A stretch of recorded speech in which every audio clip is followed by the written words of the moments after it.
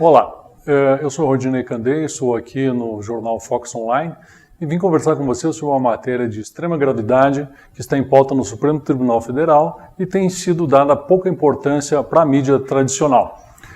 Eu trabalhei com demarcações de terras indígenas nos últimos 7, 8 anos e apurei que existiam inúmeras fraudes nos laudos antropológicos, nos processos. As demarcações aconteciam sem nenhum critério jurídico correto e com várias mentiras e fraudes acontecendo durante os processos.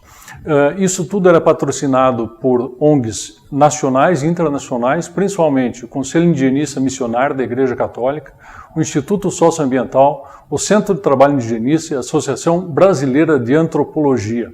Essas ONGs nacionais são patrocinadas por organismos internacionais, como a Fundação Fora, a Fundação MOR, o governo da Noruega, o governo da Alemanha e várias outras entidades. Esse dinheiro todo são bilhões de reais que estão à disposição para fazer militância política. Nós descobrimos, ao fim da CPI, da FUNAI e do INCRA, a qual assessorei durante 1 ano e meio, de que todas essas ONGs, na verdade, só tinham uma única pretensão, que era a estatização de áreas privadas, e para isso promoviam todo tipo de ato, como invasões, como violência, e patrocinadas juridicamente pelo Ministério Público Federal.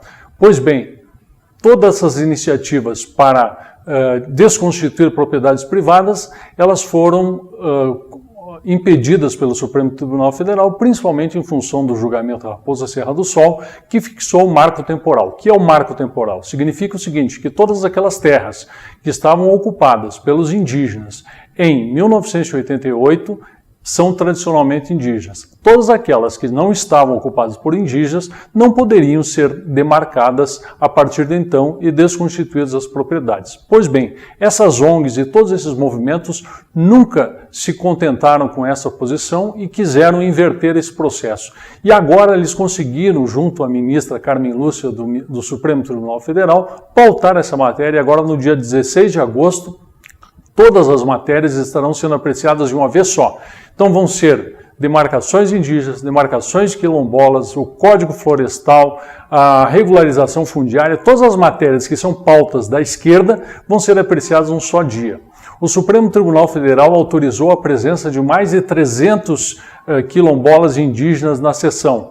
Está prevista a presença de milhares de militantes desses movimentos nesse dia no Supremo para ver se reverte a posição do Supremo do marco temporal.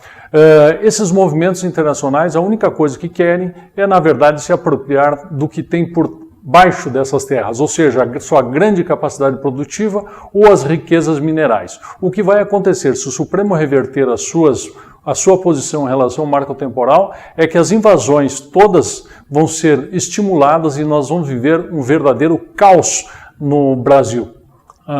No Mato Grosso do Sul existem 120 fazendas invadidas. Na Bahia são mais de 200 propriedades. Aqui no Rio Grande do Sul são centenas de áreas que estão sendo pretendidas, atingindo milhares de pessoas. Tudo isso para transformar a propriedade privada em propriedade pública e para que fiquem indisponíveis as riquezas minerais ou de produção. Então, essa situação é realmente muito grave e todos têm que estar muito atentos sobre a posição do Supremo que vai ser tomada nesse dia 16 de agosto. As ONGs, os movimentos estão todos organizados. Os cidadãos brasileiros precisam se organizar, eles precisam estar atentos. Eu peço a todos que divulguem essa notícia e que compartilhem todo e fiquem de olho, porque o que pode estar acontecendo aqui é transformar o nosso Brasil numa Venezuela. Muito obrigado.